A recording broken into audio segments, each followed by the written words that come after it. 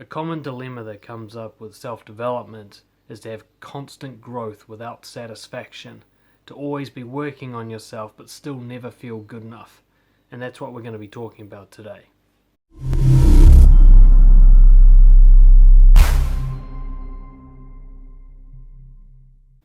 Ultimately, the key to great self-development is to be able to balance responsibility with acceptance, to always be working on yourself yet always okay with who you are right now.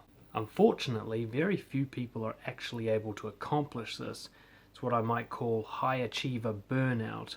You're always measuring what could be more, what could be better, what could be faster and stronger and richer and more enjoyable. So no matter how much you achieve, there's always that higher level you could get to. And measuring yourself against this starts to create a burnout. You start to get exhausted with the overwhelming, impossible task of always being better. Now, because you're constantly comparing yourself to an imaginary better future, you start to become exhausted. It starts to seem impossible because it is.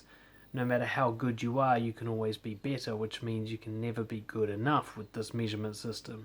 It's only a matter of time before even the most ambitious people completely lose motivation and give up, which is a really common dilemma in the self-development field. People go up and down like this because even when they have a big boost of inspiration and motivation at the start, the constant burnout of never being good enough eventually brings them crashing back down to zero, or at least that's how it feels.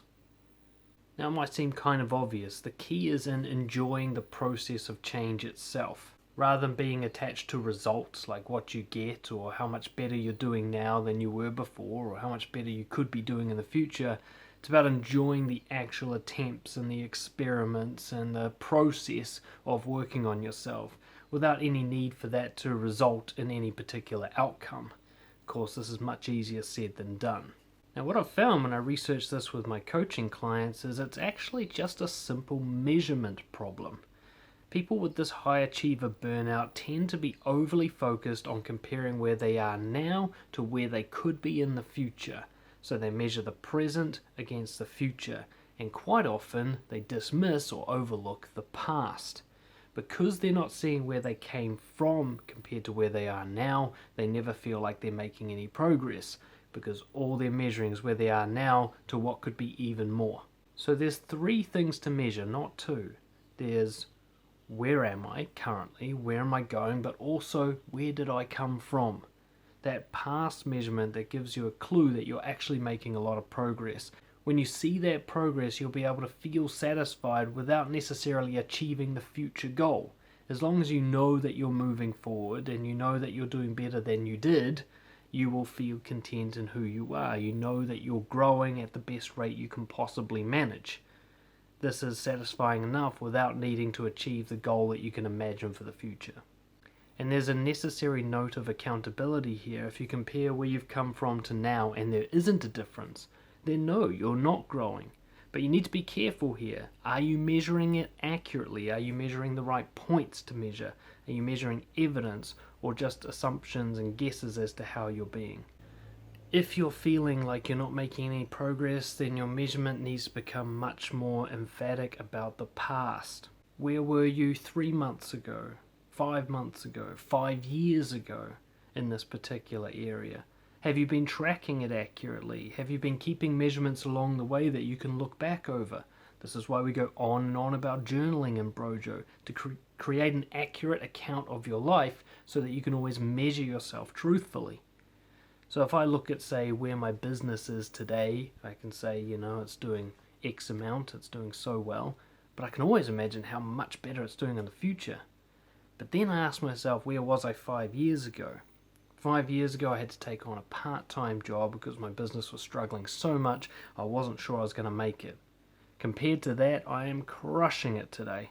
But if I didn't think of that and I only thought of, say, comparing to Rich Litvin, the best coach ever, I'll think, oh God, I've got so far to go, and I'll feel down about it. When actually in 5 years I've made a considerable amount of progress. My hard work is paying off.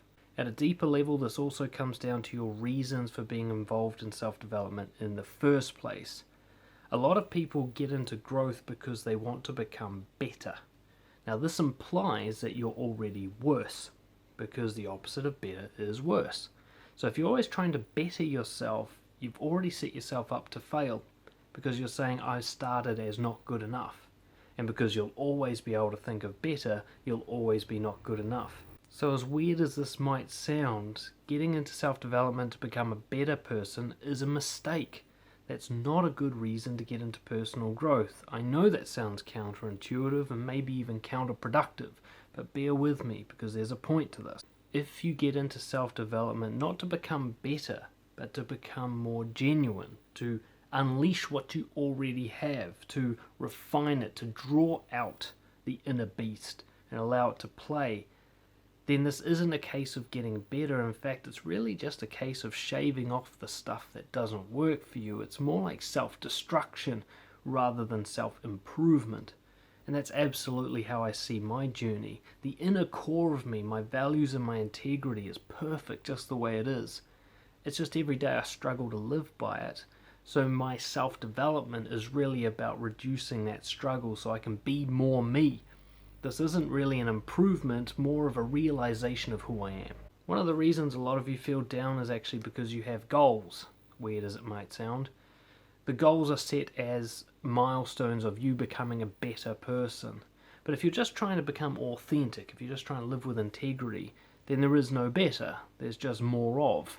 Which means that your goals aren't really a milestone to be achieved, they're more like a map. They're a point on the map that your compass guides you towards.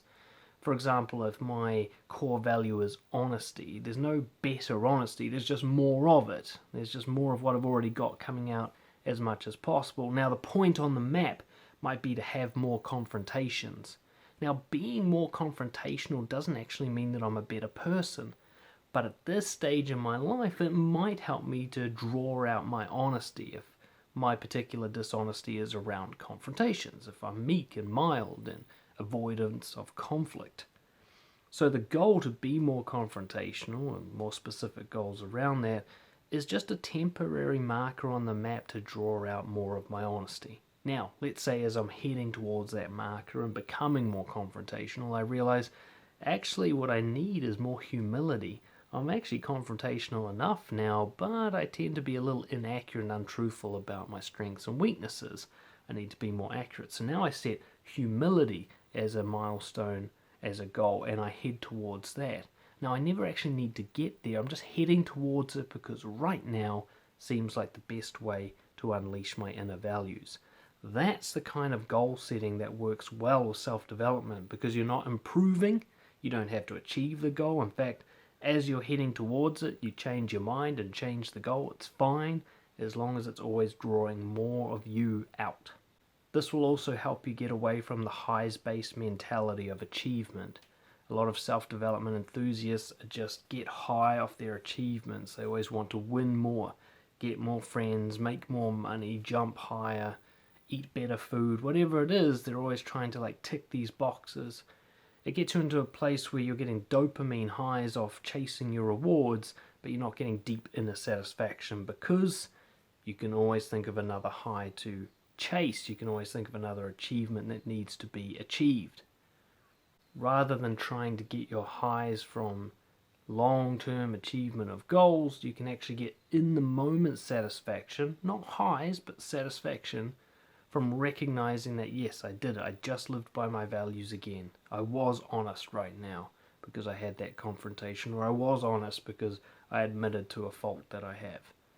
I can get that all the time, every day, constant feeding of healthy satisfaction without having to get high. So when it comes to setting your goals, rather than thinking, what can I achieve that will make people think I'm a better person, ask yourself, what would lead me to live more with integrity right here, right now, based on how I'm being at the moment? Now, if you set a goal like that, your measurement can become much more in the moment as well, and you can combine it with what we talked about earlier.